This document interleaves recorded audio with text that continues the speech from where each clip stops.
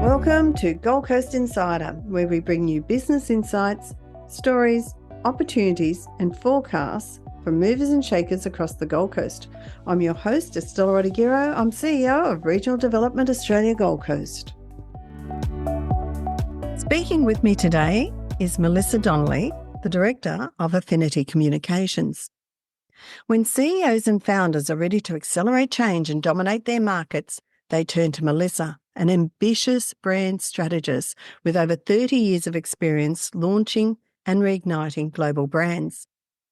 From MTV to Telstra, Melissa has built a reputation for transforming businesses into market leaders, driving growth, and delivering unmatched brand equity. As a LinkedIn top voice, keynote speaker, and chair of Gold Coast's Domestic Violence Prevention Centre, Melissa's influence extends beyond the boardroom, making her a trusted force for innovation and impact. It's great to have you here, Melissa. Thank you for coming on today. My pleasure. Looking forward to chatting. Yeah. So you are the Director of Affinity Communications. So let's step back. What inspired you to pursue a career in the first place in strategic communications and public relations? Had you always wanted to do that? I have wanted to do it for an awfully long time, but I fell into the industry by accident in a way. Anyone who knows me will tell you this, have had the gift of the gab since I was born. And when I was coming through school, if you had half a brain and the gift of the gab, everybody said, oh, you should be a lawyer. So I looked into law as a profession and sort of through year 11 and 12. And then I went and interned at a couple of law firms and spent my entire time picking up ham sandwiches and dry cleaning for lawyers and went, I'm not sure that I'm cut out for this. And then I heard about this degree called communications that at the time the Queensland Institute of Technology, now QUT, was running. And it was new days for public relations and communications in Australia. And one of the graduates from my school had gone there. I met with her and I fell in love. From the minute she told me what she was doing at uni, I fell in love. And I kind of haven't fallen out of love with it since. So it has changed a lot. I have changed a lot. But yeah, so I went to QIT and studied there and double majored in public relations and marketing. And I think what I didn't realize then that I now know is that I love words, but I love the ability of words and language to impact commercial outcomes or purpose outcomes, but the actual way that words can activate people to buy something or do something, or they can persuade people to think in a certain way. I think that's where the rigor and the data that informs the marketing practice really interested me. As I said, not probably consciously at the time, but certainly has subsequently led to that kind of perspective. And you must have seen massive changes in, I think, what is over a 30-year career in communications. That world must have changed dramatically because it's heavily congested now and there's very vocal marketplaces. So how can strategic communications cut through that noise? I mean, how do you lead people and advise people to do that? You're right. It has changed. And I think probably the biggest shift is that it's no longer a binary conversation. So when, the theories, and if you go back to Umberto Eco and other academics around the communication sciences, it used to be very much there was the who I call the seller of the information. So there's the person originating the communications, and then there's the recipient or the purchaser of that. So when you were buy side, it was all about, okay, we have to understand the perspective of the person we're talking to, and then we share information to them in a way that persuades them to our way of thinking. Nowadays, that is completely blown up because it is not a one-on-one conversation as often. The recipient of your communications is also at the same time receiving communication from everywhere, every day, every minute. We also have to accept that they're going to have their own point of view that they're going to want to share with us. So the consumer is in the power seat in many ways. So I think that's fundamentally been the biggest shift, is that, again, when I was in the old days in public relations and corporate communications, we were very much gatekeepers at the organisation. So we would sit between the organisation and the external marketplace and guide the conversation and facilitate it. What role is there now? And my PR friend's probably going to shoot me for saying this, but what role is there now for gatekeepers, that traditional gatekeeper, when a journalist will have a direct relationship with a CEO or a CMO or a CTO? So again, that whole model worked on the premise that it was kind of a one-way street. Communication went out and a little bit came back, but you didn't respond to it. Now brands are expected to respond. Leaders are expected to respond to what the marketplace is telling you. So that's the big shift. So then we get this cluttered, noisy, I don't know if you've heard this term, VUCA world. I came across it recently. So volatility, uncertainty, complexity, and ambiguity. So, and of course, we've put an acronym on the damn thing, haven't we? So basically, yeah, this cluttered, noisy, fragmented market where everyone is increasingly shouting. You know, we're getting louder and louder to try and be heard. We're frustrated because we're not being heard. And I think what I'm trying to do and counsel my clients to do is to put up the give way sign or the stop sign and pause and reflect. I put up something on LinkedIn this morning about a bit of strategic navel gazing. Just hold some space to reflect and reset the communication model for your business. And in a way, it's still adhering to base principles, but I think about it like the ABCs. So it's A for audience, B for belief, and C for clarity. So your audience, regardless of whether you're receiving comms or you're the one initiating it, you're both audiences because it's a two-way thing, right? So it's really understanding what's the perspective of the other community or person or cohort in this dialogue that we're trying to form. What's their frustration? How can we solve that for them? So how can we work up the solution to the problem with them and collaborate with them on it? And then how motivated are they to actually fix that problem? Because we've got a lot of problems, but we're not always very motivated to fix them. So I don't want to be bleated at by a company trying to solve a problem for me that's actually not important. So understanding that audience and aligning with them and understanding their language and their perspective is one part of that.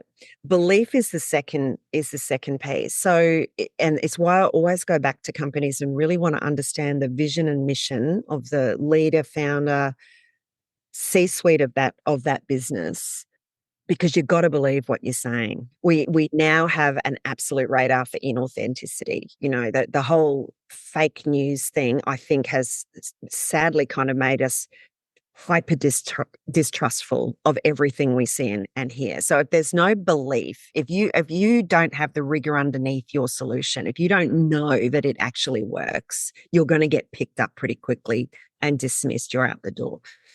No, the third thing's clarity. Again, we don't have time or mental capacity for people to obfuscate and be unclear and be indirect. So again, we can be respectful. It doesn't mean about shooting everybody between the eyes with everything you have to say. It's about respect. It's about, even in a two-way dialogue or a disagreement, I love good, healthy disagreements, the best way to find solutions sometimes. Even in a disagreement, have the clarity around not what you want to say, but what's the outcome we want to achieve from this. I go into every single interaction. I asked you before we started this podcast, what's the outcome you want the audience to have? What do you want them to feel? What do you want them to think? That's clarity. Once you have that, so once you understand your audience, you have the belief in the solution that you know they've told you they're looking for and they're motivated to take from you, then you've got that clarity around how to express that to them, and whether it comes from you or whether it comes from other influences in their world, you can be clear about that as well. So that's how I see it. And again, it's about having those frameworks in place inside these businesses, Mhm. and the systems then to drive those frameworks Mhm. to operationalize that through the business. I treat brand and communications and marketing and sales, these are all operating systems in your businesses. And the job, in my view, of a good CEO is to create an environment where they are operating in a synchronous way with each other. And again, clarity. That makes it really easy for a customer to understand what you're offering, because every time they interact with you, they're getting a consistent message, a consistent brand experience, consistent products and services.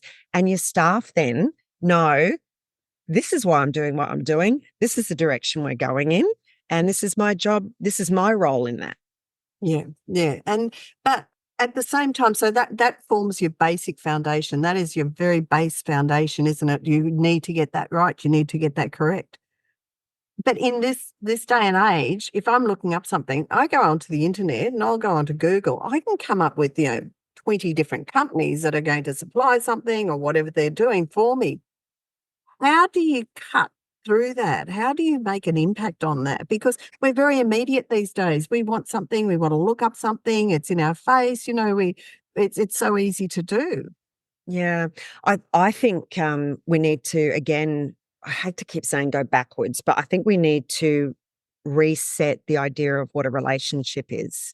So, and look, people who are in the mass consumer environment, FMCG, etc., that's a beast. And to be honest, it's not one that's my specialty, for a very deliberate reason, is that consumer marketing is just, it's super tough, right? I won't shy away from that. It's a very, very tough market. But I was just speaking recently to a business that's in the game of hair products. Actually, this is a really good example of where even in that space you can achieve cut through. So they're in the business of hair products, and their primary target has been men to date. So, and it's that riding that wave of the super cool kind of, millennial, cool facial hair, cool head hair, cool everything, right? So it's coming off the back of the hipster trend. So they're right in that space, love their brand. But they were talking about the fact that they're not actually a hair products company, right? What they're about is your visual merchandise as a person and how you feel about. I mean, I'm a Leo, right? So my mane is super important to me. It's part of me. It's not just a vanity metrics, it's part of me. So they've identified that really they do a much bigger thing than just flog a bit of hair gel to a couple of guys. So that's informed their distribution mechanism. So they distribute through barbers, right? Mhm. So they're not sitting on a shelf in a supermarket, everywhere, and they maybe at some point. But I mean, they're at the minute the contact point with the customer is the person that has just sat and listened to that customer for 10 or 15 minutes talk about the greatest problems in their lives. And believe me, blokes do it just like we women do it with our hairdressers. And then they say, I trust you and I'll take that recommendation from you for a product. Mm. So Physiocrem is another one that's done a brilliant job with this. And again, they're in a very heavily saturated competitive market space. Their initial distribution into market was through physios, the people we trust more than anything with our muscles and joints, saying, I recommend this product.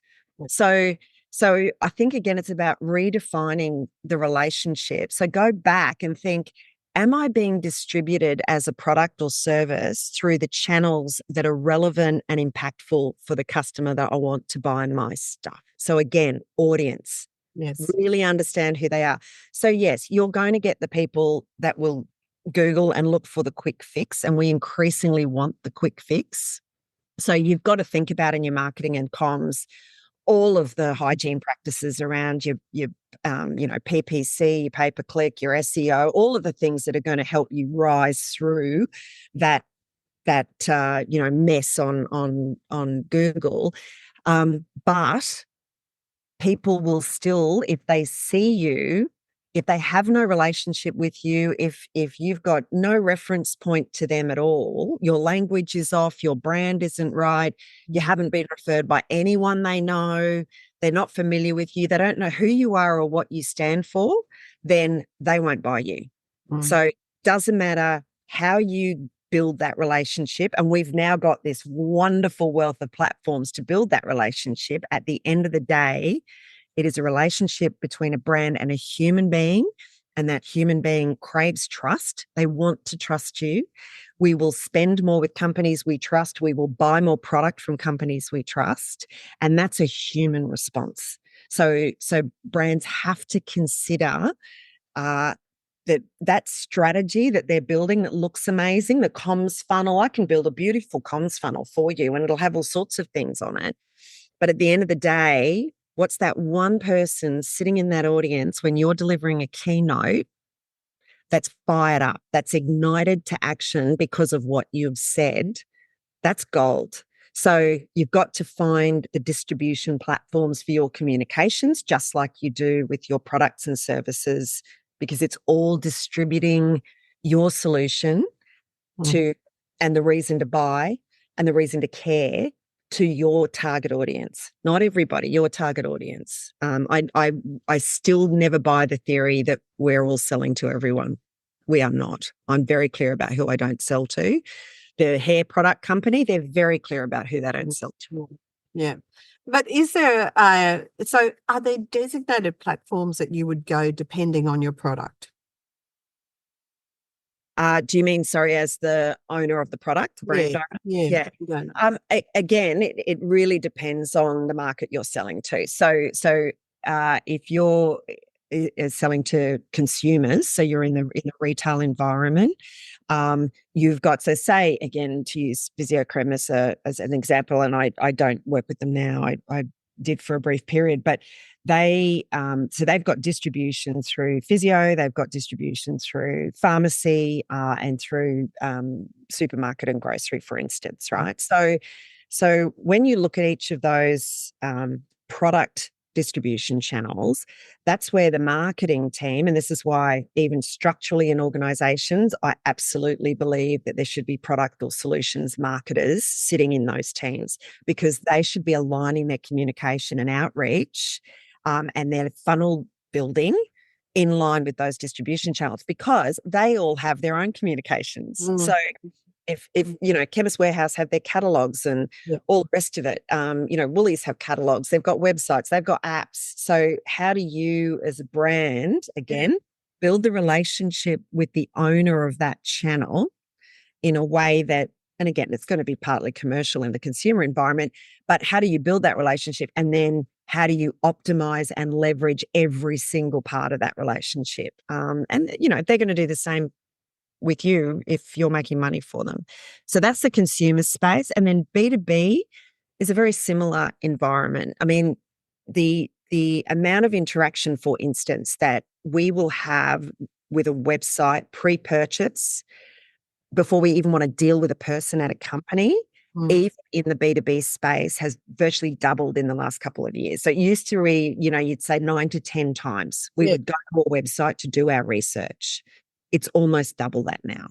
So we will do everything possible not to interact with a human until we're at the point of sale where we want to collaborate around a solution, or it's a complex sale in the terms of a business to business environment. So again, you got to think about, how can I make every single interaction with my website meaningful to a B2B buyer?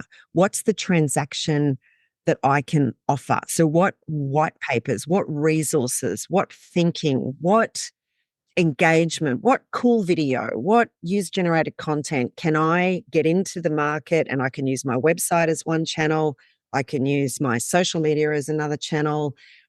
How can I, again, leverage the resources I have to give them something of value that connects them even more to my brand? And again, it's not crazy WYSIWYG science. It's just, it's almost administrative. You know, you build the process, you build the distribution platforms, you build the process, and then you administer it. You automate as much as possible of it, but you just keep that audience in mind and what's of value to them in mind, audience belief, and then your clarity. So they're going, oh, I've given you my name and email address, and for that I'm getting this incredibly valuable piece of content. So so again, I think it does, the distribution platforms for your content will change depending on B2B and B2C, but at the end of the day, never forget every audience member that you deal with, every target audience you're dealing with, they're also a consumer of stuff at some point. So they live in the consumer world. So the fundamental hasn't changed since the day dot of starting it. It's about your consumer. It's about what is in it for them. But at the same time, we went through a phase, and I don't like, personally, I've seen this change. We've gone through a phase where we spoke to, online bots or whatever they were, if we wanted a question from companies. I'm now seeing lately the swing back to that person-to-person contact. Is that something that's been purposefully done? Because we got sick of how many people did you have that was like, I'm on the phone, I'm on hold for hours and hours, I'm not getting, and then you get robotics at the other end, press A, B, C, and D. But now we're getting back to, we want to talk to a person. Yeah, look, I think, to be honest, there's probably a difference in perspective depending on which generation you're sitting in. So the DIY Gen Z generation, they're going to fix it themselves, right? So their interaction with humans is, and I'm not wanting to call either of us of a certain age, my friend, but I think there are points where, yes, we want to speak to people. And there are points where we don't. And I think the great thing we have available to us now is automation tools. And I know we're going to talk about AI, but we've got these tools that can actually bring us closer down the funnel without us realizing it's happening to the point that we speak to a person when we want to. Yeah. And because if I'm working on Canva at 10 o'clock at night on a keynote that was due at 5, and I've really got to get it to the organizer, and I'm just trying to copy something from one place to the other, do I want to waste time speaking to somebody? I'm probably not going to be the nicest person to speak to them. But Canva is phenomenal with the way that it's AI-driven help desk runs, right? So I can get the answers I need very quickly and move on. When it comes to products, again, that are more complex, they're higher stakes for me, that's where, again, I'm going to want to speak to a person. So I think what it's about, again, is understanding what's the point in time. And again, this goes back to the old school thinking, content marketing, right message, right person, right time, right place. So the fundamentals just stay the same. They don't exactly. And at risk of sounding incredibly boring, they have stood us in good stead. Yeah. And I think, this is why I think there's just a point where we have to sit and just reflect a little bit and understand the past and what did work to inform our future. And I think we don't do that enough. You can go into all the complexities of it, but you don't need to, because the basics stay the same. They do not change. The complexity that we put over it might change, or the way we deliver it. But you segued really nicely into AI, which is the field we're going. So we first met when we were both panelists at the International Women's Day event back in March. And one of the topics was about the changing landscape of AI in Australia. And I was really absolutely interested in some of the, everything you spoke about on that day as well. So, you know what? Saying no to AI is no longer an option, is it? It most certainly isn't. Unless, of course, you want to put your entire business future at immense risk, then you can say no to whatever you like. But but really, no, saying no is not an option. And again, fundamentally, it's because your staff, your customers, and probably your fellow leaders in your business are already using it.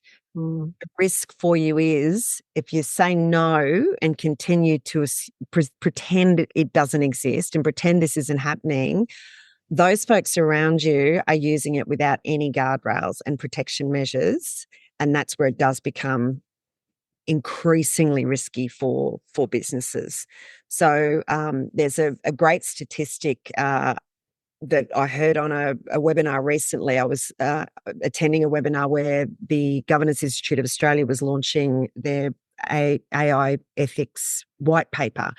And they talked about in it the gap between knowledge of AI, belief in AI, and action. So companies saying, yes, I think we're on top of this, and what they're actually doing, and the gap in belief between AI that's being done well and the actions that align with AI being done well, there's about a 49-point gap based on an AI index. And this was shared by the general manager from the National Artificial Intelligence Centre who was on this webinar. So I think, again, this whole thing of, saying no is not an option, it's backed up by numbers, because companies that aren't giving guidance, aren't putting policies in place, aren't putting frameworks in place, boards that aren't having this conversation and getting this operationalized in the businesses, they're the ones sitting in that 49% gap. So I don't think anyone's arguing about AI and the impact it could have and all those sort of things. I think there's a reasonable amount of knowledge and conversation there, but it's what are the actions, and value is created when you take action. So if you want AI to be of value in your business, you have to take action around it and align that with the frameworks that you're putting in place. But that starts with that reshaping leadership too. So AI is more than a trend; it's a seismic shift in our relationship with tech. So it's also included in reshaping how leaders now how lead companies and that whole role it's going to play. Absolutely, and I think it touches this very sensitive point that hasn't been, I don't think, articulated openly, because it's a point of vulnerability. So many leaders for so long have pushed tech off to the tech team. Because it's complex, right? It's very complex. So it's like, I know I need it to achieve this for my business. CIO, CTO, tech team, architects, go fix. And they do. So that's all good. You don't need to know too much about it. It just gives you the solution you're looking for. What AI did with that letterbox that ChatGPT put up on screens all over the place was open this little window into what looked to be a very simple world. We didn't need to know the complexity. We didn't need to know all you can't even wrap your head around it, right? I mean, it's been around since the 50s. And it still blows my head off every time I hear about even stuff happening back in the 70s around, early artificial intelligence or machine learning. So for leaders, it's really confronting because it's something they've managed to avoid for a long time in the main. And again, it's not every leader, I'm just talking generally, but it's been a point of vulnerability for them. They didn't need to know about it. And all of a sudden, you can't ignore it. You can't put your head in the sand. So I think the leaders that are leading into this are the ones that have generated that awareness. I know I am not a tech savant, right? I always say I'm the common person's tech genius. What I can do is translate tech for the tech unconscious buyer. And I think for leaders now, that's a skill they've got to learn. They've got to really reignite some curiosity around this, find the bits of it that are accessible for them, that they do want to invest some time and energy in learning and understanding, and then think about, how do I translate this for my unconscious staff member, unconscious customer in a way that's relevant for them? Again, base principles of communication. So I think that's kind of the vulnerability challenge around this. And I think the other part is the frontier for us is trust. We have been living with a chasm when it comes to trust for decades now. It has been absolutely destroyed by systems, by governments, by big corporates.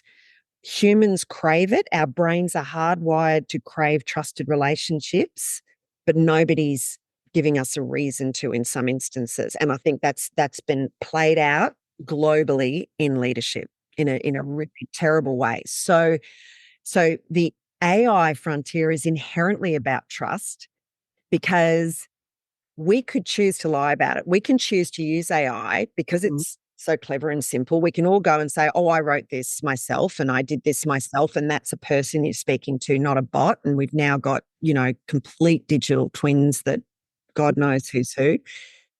So we could go down that route. We have to make a choice now about trust. So in my business, I always tell people when I'm using AI, always, I'm transparent about it. I don't make a big deal about it. I just say, oh, I've run this through my AI engine, or I've run this through this, or I've got a pilot running on this and I'm using ChatGPT for it. It's about being really transparent and really clear around when and where and how you're deploying it. And I think that's at the heart of the leadership challenge for AI. Not that everyone wants to be secretive, but unless we build very specific frameworks that clearly define this as a framework for the ethical and responsible implementation of AI in this business, for this market, and for our staff, we're not being transparent, and there's no guardrails and there's no safety, and we end up in a world where something goes wrong and then that trust is gone. People talk about rebuilding trust. If you've ever been in an organization where you've had to do it, I have. It is not a quick process, and it's incredibly painful and traumatizing for an organization to try and unpack what happened and then reset and then try and bring your customers back on the journey with you. That is huge. So why put ourselves in that position to start with? So that's where I see probably the two components of that leadership. But how do you see that playing out, Melissa? Because there's going to be companies out there who are going to, absolutely, live and eat and breathe AI and bring it in. By not acknowledging that the role that it plays, don't they have a competitive edge? And so why would they necessarily go out going, well, guys, ChatGPT or whatever, and there's a myriad of them. I want to talk to you in a little bit about every time I turn around, I'm writing a book, they go, oh, you can do the illustrations through this, you can do it through that, you can write a book. For goodness sake, you can have a book written in 52 pages through AI. Why would they want to come clean about that? Where does that trust come in? Like, how does that play out? Well, I think, again, that's where the choices need to be made at the leadership level about what does define our relationship with our staff and with our customers, and where does trust come into that? I think trust needs to be part of the conversation, and it hasn't been. I have spoken to younger CEOs who tell me they think they need chief trust officers in their businesses because they do not fundamentally understand trust because they've never come across it. I mean, that is tragic. That breaks my heart to hear that. And, I think as senior business leaders have let these people down. That's shocking. So I think it's about, again, saying at the board, C-suite level, founder level, if you're sitting in a coffee shop on your own, building your first business, this should be part of your brand from day one, is what does it mean for me to be trusted by the people around me? I think then that becomes one part of the framework through which you're going to build AI, right? So I talk about creative, intelligent, and responsible framework builds for AI. And there's that three sides of a triangle. And to me, you can't have one without the other or they all fall over. So say trust sits on the bottom of that. Then you're talking about your creative and intelligent use of AI. So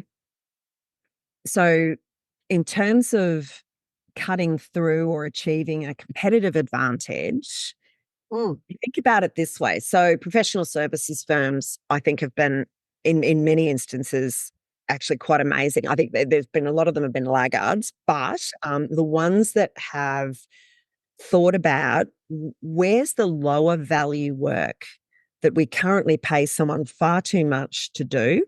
It's not achieving the margin for us, but also we could have them doing the higher value work that they want to do. So the creativity, the knowledge work that they want to do, we're currently outsourcing that or offshoring that or whatever. But how could we think about where AI could augment that, automate it, could speed it up? So, there are plenty of case studies out in the market of where firms, for instance, that might produce, say, a quarterly report to clients, or an accounting firm that produces a quarterly report to client, instead of, and I'll just talk off the top of my head, I don't have a specific in mind, but say they might have spent 22 professional hours putting that quarterly report together.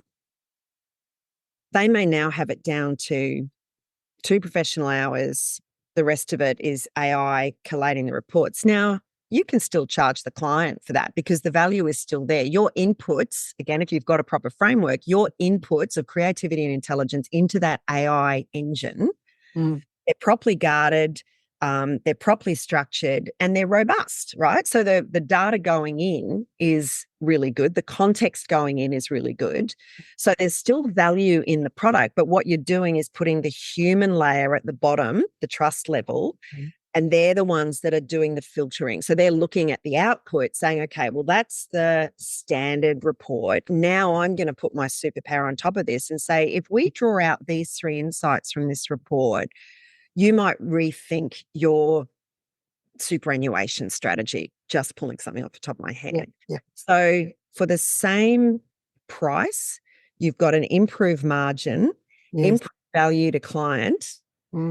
And the other beautiful thing is the client's not going to have to translate that report through an AI engine because they don't understand it because it's not written in their language, because you can tell your AI engine to write it in the client language in a way they would understand. So that's where the competitive advantage comes from. Now, should that firm be sharing with that client the process? To a degree, yeah. I mean, I just think it's part of the acknowledgements. It's part of what you have on your website. It's part, that like you would say, I think if you're outsourcing or offshoring, you learn about it. I don't think it's something we should hide because we are cynical about things like this, and we do feel our trust has been breached if our records are being sent offshore and we haven't been told about it. So I think, to me, this is just another supplier. AI is just another supplier. It's just another tool in the kit. And yes, it can be used for competitive advantage. It really, really can. I mean, I've just run an audit that I do. So I've got these deep audits that I run over businesses, that you've maybe seen some of these. So they're built over years, right? They're massive spreadsheets, and I pull out bits depending on the particular client. Melissa, we spoke earlier about people being used as units of production in the early days, and it was really interesting to hear you talk to that. Do you want to go further down that, because that's changed? How people are perceived in the workplace has actually changed over the centuries, or not centuries, but over the time. Yes, certainly for over the last century and a bit, for sure. So yeah, no, look, I think we are experiencing, people talk about intergenerational wealth transfer. I think we are seeing intergenerational skills transfer on a scale that globally we have never seen before.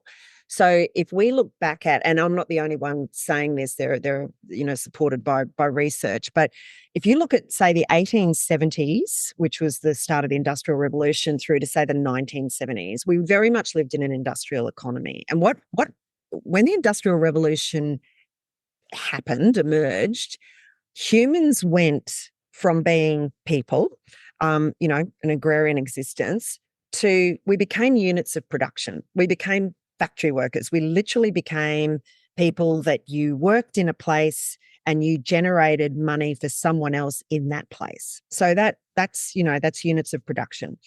We then move into the digital economy. So through the 80s, up until 2020, basically. So what that meant is we were still units of production, but we were just more efficient at doing it. So people could make more margin off us, right? So that's sort of life, and that's what we know.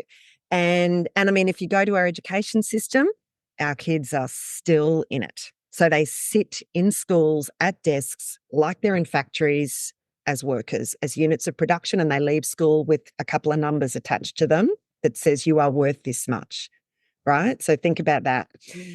So what I believe, and again, I'm not alone in this, is that 2024 or the 2020s marks the human economy. And I think what AI potentially has given us is a gift where we can improve our community and our society.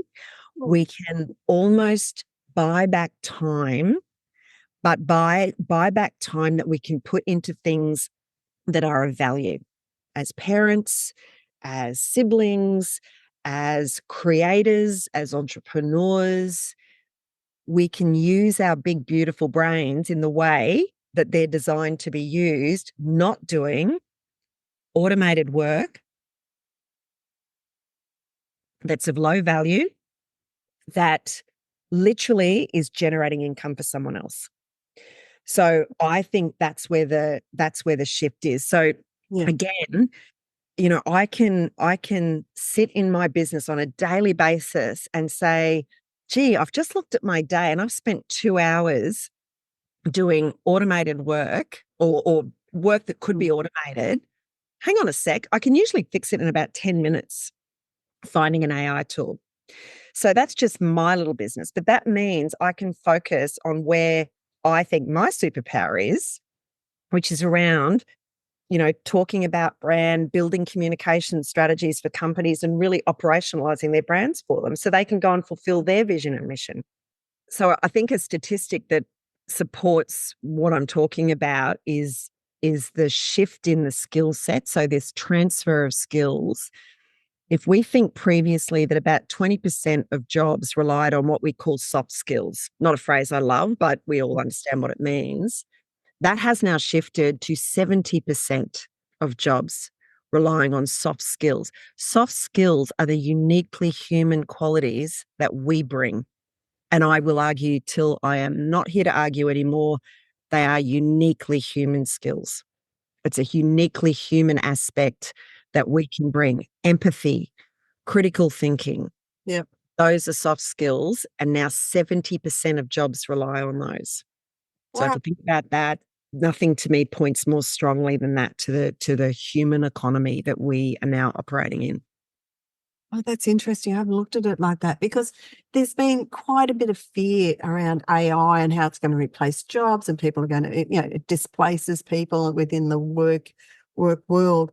But the 2024 AI statistics in Australia says that AI is anticipated to create a net gain in employment with at least 12 million more jobs. I don't understand. Where are those jobs and what are those jobs potentially going to be? To be honest, I don't even think we know what a lot of them will be. I think they haven't even been created yet, which is exciting bit.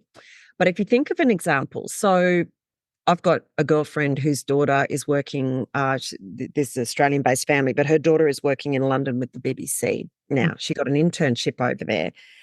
And I was like, oh, that's really interesting. Like, oh, okay, so she wants to be a journalist. The BBC is not recruiting just journalists anymore for the BBC. They're recruiting kids who've done Bachelor of Business, who've done Bachelor of Psychology and Life Sciences. So they're actually looking at a much more rounded workforce. And I can't speak for the BBC specifically, but you can't tell me that that level of diversity has not got something to do with the AI role in those businesses in terms of content generation. So, and there are AI businesses now employing people from very diverse academic and social backgrounds to come, and even Blinkist, right? One of my favorite apps, Blinkist, which does 15-minute book summaries, right? Audio book summaries, not AI voice, just brilliant. Every book you can think about, and you can listen to it in 15 minutes, and then you can decide if you want to buy it, or if you're good, you've got your takeouts from that. So that's got a whole crew of different people working in Blinkist because they've got to be able to bring different skill sets. So, yeah, so there'll be an AI platform sitting in that business for absolute sure. But these are jobs that didn't exist 2 years ago, 5 years ago. So I think part of that number is going to come from there. I think the other thing is going to be this idea of skills transfer. So if we think about in the energy space, we've got an enormous skills transfer requirement in the energy space as we transition increasingly towards renewables and other sources of energy. So, and then the manufacturing that comes off that, hydrogen cars and, whatever else is happening. So I was at an innovation forum hosted by Innovation Oz a couple of weeks ago, and one of the speakers made a very valid point. The challenge with the skills transfer in the mining space and energy space is that where the people are currently located who are working is not where those new skills are needed. And that's concerning, right? And that's not obviously something that can be left to sit. It's got to be thought about. But part of the opportunity, I think, particularly for places like the Gold Coast, is that we are not the human units of production anymore that have to live and operate where we produce the work. AI gives us, and not just AI, digital tech gives us this ability to earn money for ourselves, to contribute to society, to contribute to the economy, but we don't necessarily need to work and live in the space that we are contributing to, if that makes sense. So think about, the Gold Coast as this kind of producer of amazing stuff. I just spoke at the Export Expo hosted by City of Gold Coast, and the diversity of businesses, like everything from hair products to engineering that cools engine rooms on boats. I mean, it's just incredible. And they're all not delivering just for the Gold Coast. These are businesses that have got global scale in their sites. So again, the 12 million jobs, I think the one benefit of this conversation is we don't necessarily need to think about where they're going to be located. They're just 12 million jobs. They're 12 million jobs. So how do the challenge for leaders in community is how do we capture those? How do we get those bodies to our place? Because we're going to be able to enable them to best do their jobs and live their lives and have the time and the value that they want, and be here and be spending that money here. I think that's an interesting conversation. That is a very interesting conversation. Certainly not the way I looked at it, and so true, because you don't need to be where your job is potentially, and that'll come into the fore so much more with AI. And the other thing I didn't think of is you still need that human to input into AI, and therein lies the biggest learning, isn't it? That's where it sits. You still need human intervention. Yeah, I've got a framework I use called Create Think AI, and what that's about is context, creativity, and critical thinking. So again, if we go back, I love triangle frameworks, as you're probably gathering. So if we go back to our triangle, and again, this can be a policy framework, and I use it every day in my business. So on one side of that triangle, we have context. So we set up the prompt. What do we want the outcome to be of this exercise, whatever it is. So the other day I was wanting to consolidate a whole lot of my audit tools. So I went to a diagramming tool to help me. And that's where I put in the context. This is my problem. This is what I'm thinking to solve it. This is what I need it to do, yada, yada, yada. Set it all up. Or I'll say, I need help to develop this. Please give me the questions you need me to answer, right? So I get it to help me prompt it to set up the context. So that's one side of the triangle. The other side is creativity. So in my world of brand and communications and marketing, that is where your brand guidelines go in, your brand voice goes in, your color palette, your style, or if it's something simple like I'm writing a LinkedIn post, that's where I'll put my draft content, right? I generate the original, a friend and I, he's in copywriting, we talk about the content sandwich, right? You put the content in, AI does a little bit in the middle, and then you do the final content. This is not a hands-off approach. We're not giving the keys of the Ferrari to the 16-year-old to drive. So that's the creativity line. So that could be, again, about, unpacking the customer problem in more detail if you're responding or you're doing a proposal or a tender, whatever the job to be done is, that's what you wrap the top bit of that job. So they're your inputs. Then AI does its magic, and it will only be as good as your human inputs. crap in, Yep. excuse my French, crap out. Sorry, audience. But that is the honest to God truth, and it has been the same and never will be the same. If you brief somebody, it's all in the art of the brief. I think that's an art form that is going to absolutely grow wings, and I have been bleating on about it for decades. The work can only be as good as the brief. Yep. So that's all we're doing in the top part. Then out of the bottom part of this framework is the critical thinking layer. This is the trust layer. This is the bit where we take what AI gives us and we run it through filters that are applicable in the context of our business. So what are the filters if I'm looking at a strategy? Okay, has it ticked these boxes? Has it addressed the vision mission statement? Has it addressed the positioning statement in the 2 sentences that I required? Are the values that I have identified for this business, are they being reflected in what I'm seeing back? So they're the filters. But again, only I can, well, not me personally, but only a human, in my view, can do that level of critical thinking and empathy and what makes this trustworthy. So that, I can't see a moment, I hope I never see it, where a computer brain can beat my brain on that. So then out of that, you then get the final output. And you can do that in seconds, but you've got to build the framework and have it embedded in the business. And my view is it should be embedded across every single system in your business. Wow.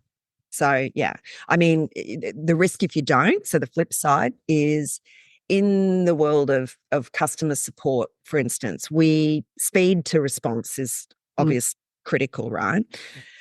Our expectation across the board now of a speedy response is sub 7 minutes on a complex inquiry.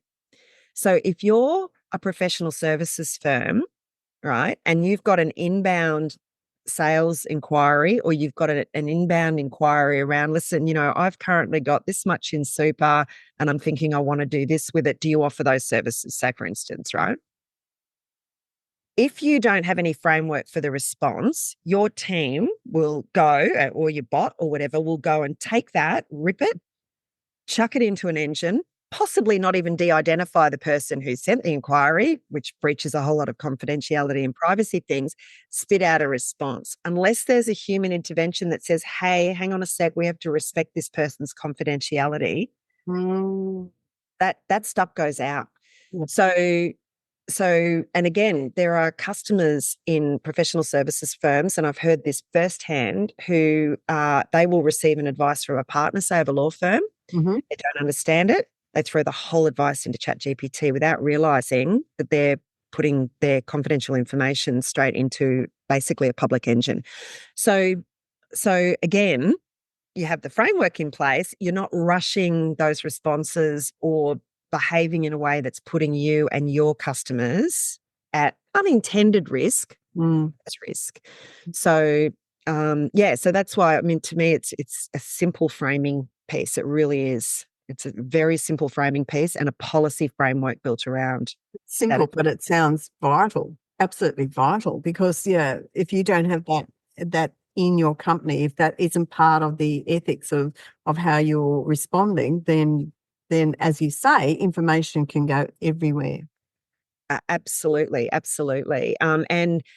And people don't understand, if you're not in this space all the time, and even for people who are, the fever dream that's going on right now with a lot of these AI engines, you're getting rubbish.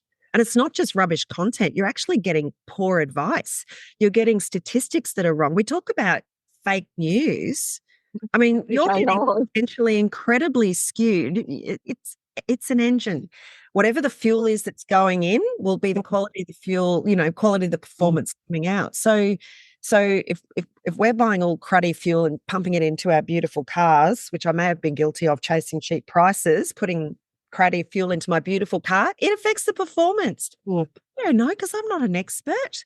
So I've just gone for a cheap price, and that it really, really concerns me. I think we've got such an amazing opportunity, and it's all it takes is some leadership and sitting down and articulating this stuff, clarifying it, documenting it, putting policies in place, getting your team on board with it. There's it's not rocket science to embed it well, but the fix will be rocket science.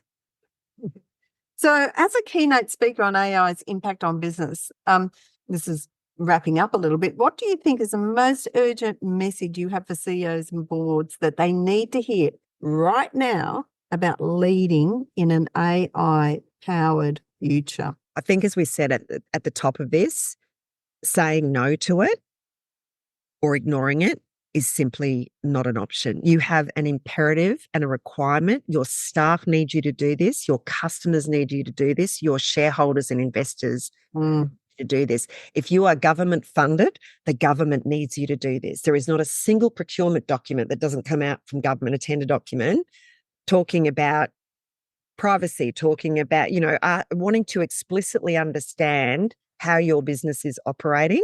Yep. AI is part of that should be for many businesses or most businesses. So I think lagging, it's going to cost you business because your competitors aren't. It's going to cost you integrity because your products and services are not being represented accurately, I don't believe, because the people who are building those products, who are delivering those services to your customers, are potentially inadvertently putting you at risk because they're using AI in their daily work life without understanding why and what. And your customers are left with fear, uncertainty, and doubt, which is the exact opposite of the journey we started on, talking about the ABCs. Yeah, absolutely. Audience belief and clarity does not come when you're not talking to the marketplace about what you're doing and you don't have a clear plan of action. 3/4 of staff now do not understand, at least 3/4 of staff do not understand the plan of the business they work for, which to me means they don't know why they show up every day. If they don't know, your customers don't know what you stand for and why they should care and why they should buy from you either. So avoiding this, it will cost you business. I talk about, in terms of value creation for businesses, if the decisions you're making now, you're probably preserving value, right? Everyone's got growth ambitions, but right now, day-to-day status quo, you're preserving value and you're looking for opportunities to create value and realize the full value that you see in your business.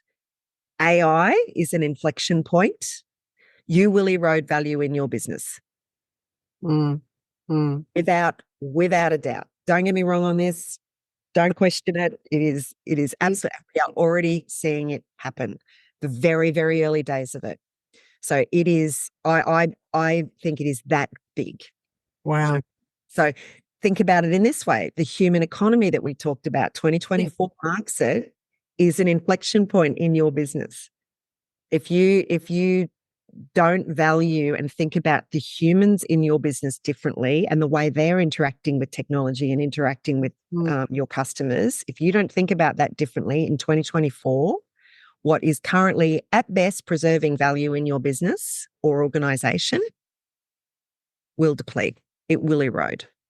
So I'm a business sitting out there and I've clicked into this podcast.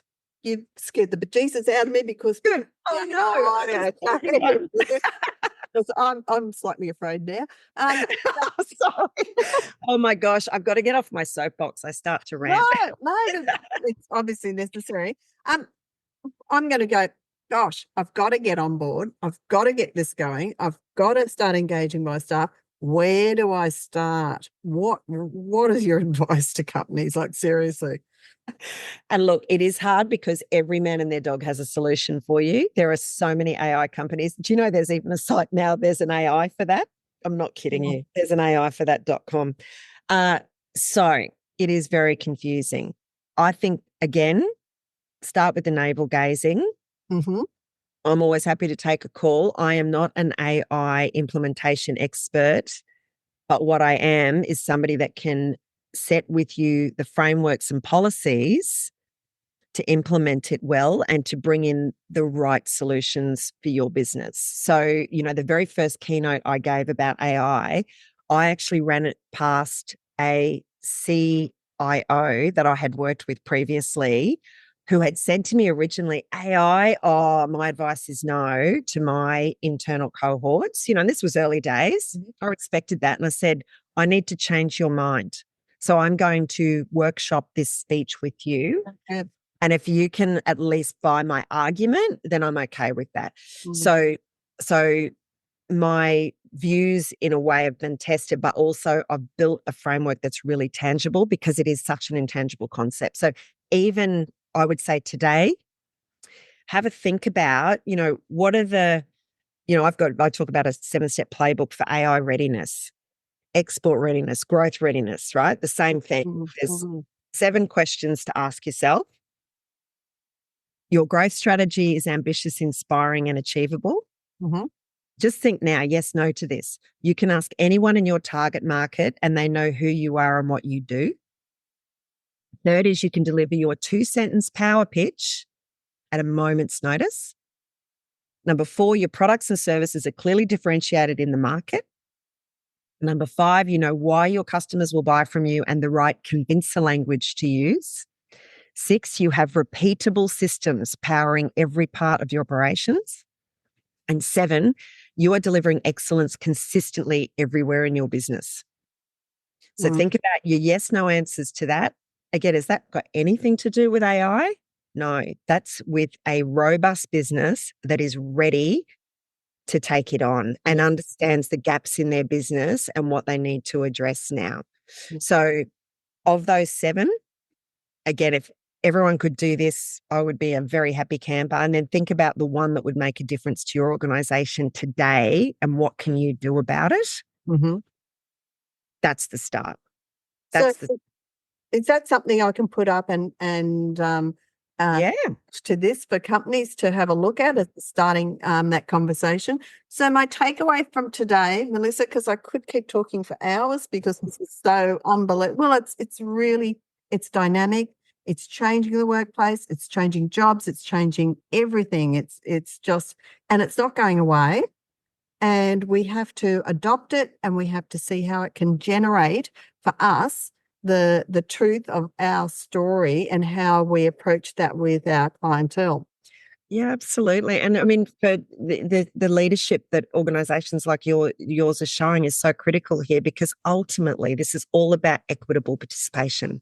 It is. Yep. Right? Equitable participation on everyone's individual terms in the way they want, where they want, and how they want. So these conversations, I'd be happy to have every day because I think that ultimately is where we're all, I would hope, looking.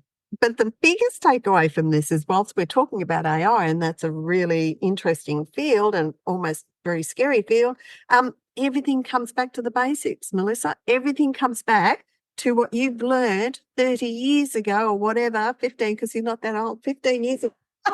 Everything comes back. Yeah. Everything comes back to that basic fundamental.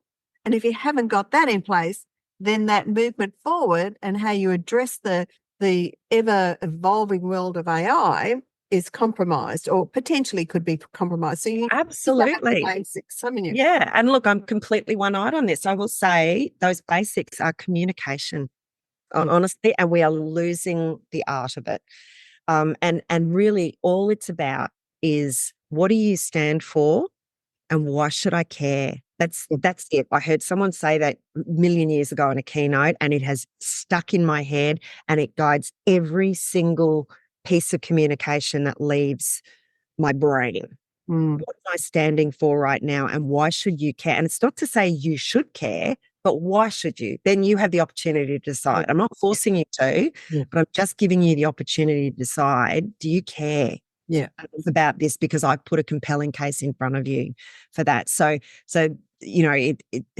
it's why I will say to everyone that I speak to, and I can never have enough of these conversations, if communication isn't just embedded in the practice of your organization, in your business, we talk about brands and everything, but ultimately, even them, they are just another communication tool, right? So we go back to that and think about that. And again, that fundamental shift now in that communication process, the theory hasn't changed. That you're still endeavoring to speak with somebody in a way that they can understand your perspective. So that hasn't changed, but the process for it has changed radically. And I think, it's really important that there are people out there, with a torch trying to help, leaders navigate through it, because leaders have got a million other things to do, and they're not natural communicators. So how do we support them through that? How do we provide some mechanisms for them through that? So I could keep talking all day because there's so much more I want to talk about. Like, I want to talk about the AI ethics and governance white paper. Have you got a couple of seconds? You can just highlight that for me as well. Yes, yeah, sure. Something that we could attach to the bottom of this this communication as well. Yeah, no, absolutely. So, so that was released by the Governance Institute of Australia a couple of weeks ago, and I'll send you a copy. It's available from download from the website, and that was collated in partnership with the National Artificial Intelligence Centre under the Department of Industry, Science and Resources. Just an extraordinary piece of work, and in fact, Stella Solar, who's the general manager at the centre, she said just in her introduction that she was the first employer at the centre 2.5 years ago. I mean, how rapidly is all of this moving? Yeah, so key takeouts around it were they've done a hell of a lot of statistics. So they've pulled together reports. There's been a survey run, as I understand it, of Governance Institute members. But some of the key headlines were that globally, Australians are amongst the most nervous about AI. So again, we're just, our uncertainty around this is, and I think again at a leadership level, if leaders aren't showing certainty, everyone else is uncertain. So I think you can understand how this is happening. But ironically, we are one of the highest users of generative AI as individuals in our workplaces. You're joking. This is this whole thing. You can't ignore it because we're doing it anyway. We're doing it, yeah. So Microsoft had a stat, 84% of Australian knowledge workers are using Gen AI at work. 37% of all Australian employees use AI at work. That's a report from Slack. So again, there was a really good overview of the data that's informing some of the behaviours that we're seeing in the marketplace. They definitely, this belief action gap is a page I would absolutely advocate people have a look at. So it lists again what the performance statements are versus the behaviours and actions against those statements. And it then delved into what the federal government's digital policy is, and how the federal government's implementing AI responsibly in government. So that was really interesting to unpack. And again, I think if you're supplying to government, that's obviously an alignment that you really need to understand. And then again, there were other conversations, but the one that certainly resonated very much for me was this: what's the opportunity to improve community and society? What's the risk? And again, risk isn't all bad. We've always got to, in my view, remember this, that we can chase risk, but we've got to articulate it first and put the business case for it. So it's not about saying let's wipe out the risk of AI. You can't. But what is the risk we're prepared to pursue in our organisations? It should be part of the risk matrix that boards put together. And then how do we manage and mitigate the risks that we're not, happy to pursue? So, so it's a really, I think, really well-informed, data and evidence-driven piece of work, but it has got some very good frameworks. So there's I believe on the governance website, and I'll chase the link for you, there's actually a recording of the webinar with all the speakers, and then there's a copy of the white paper. Right. To me, that was a landmark. And look, 1,000 people registered for that webinar. Wow. Biggest webinar I've ever been on. It was extraordinary. And I'm like, that to me indicates that our eyes are pointing in the right direction. Absolutely. But now the action, right? We're in that uncomfortable space, the transformative growth space between intent and action. So we've got to get out of hubris and act now. I think time for action bias is my view. It's a good advice to end this podcast on. It's been really interesting. I'm going to make sure we get the AI ethics and governance white paper link put down the bottom, and that 7-part PEST questionnaire that you were talking about. We'll make sure we put that down. But look, thank you so much. I just feel like I've had this masterclass at the moment. There's so many more questions. Hey, can you do this one really quick for me? You've spoken about creative think AI. You've spoken about we all know ChatGPT. I've been writing them down. There's another one here. There's so many AI programs out there that can assist. How do you find them all? Like, how do you work out which is necessary and which isn't? And they all sound really good, but how? Yeah. I think you've got to have an open learning stance and just be tuned into the conversation. So there's very few events you go to now where there's not an AI component. So at the Export Expo, I use Notion as my workplace. I have all of my meeting notes in there. I have Otter to record conversations, webinars, presentations. And of course, at the Export Expo, a couple of very, very clever gents from Frye.ai were talking, and they listed about 2 or 3 tools. And I was sitting in the audience. I went, that one looks good for me. Yeah, no, that doesn't. And I go from there. So I think you've got to be curious. Yeah.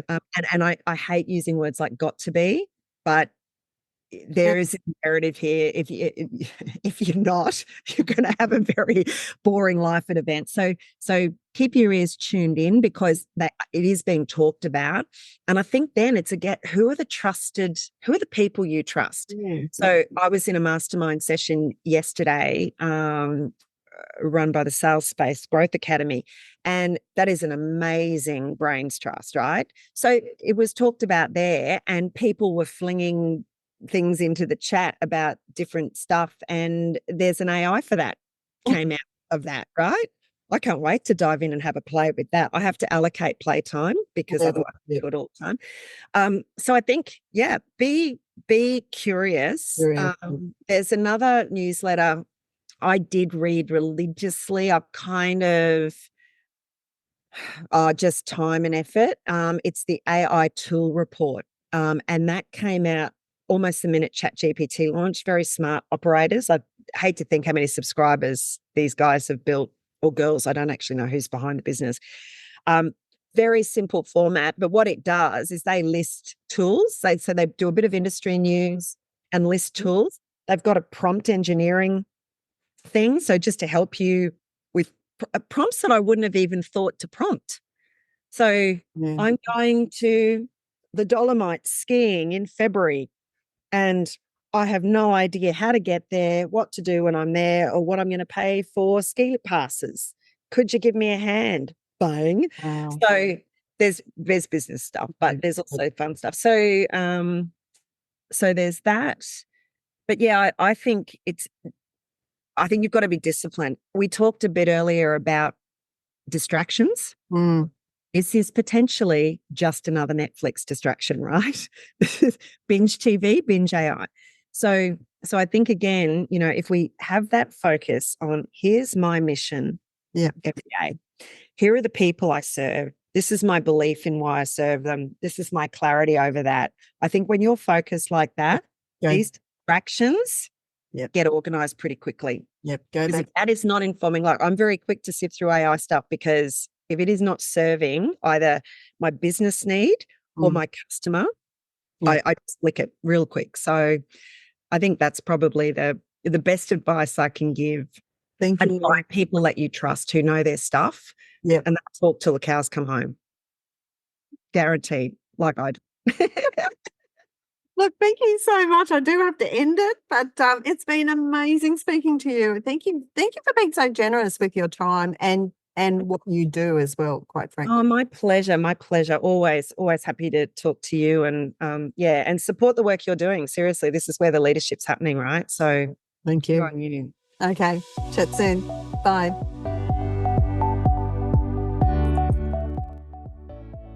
Thanks for listening today. For a complete list of podcast episodes and transcripts, go to rdagoldcoast.org.au/podcasts. And don't forget to follow us on Facebook, LinkedIn, or Twitter.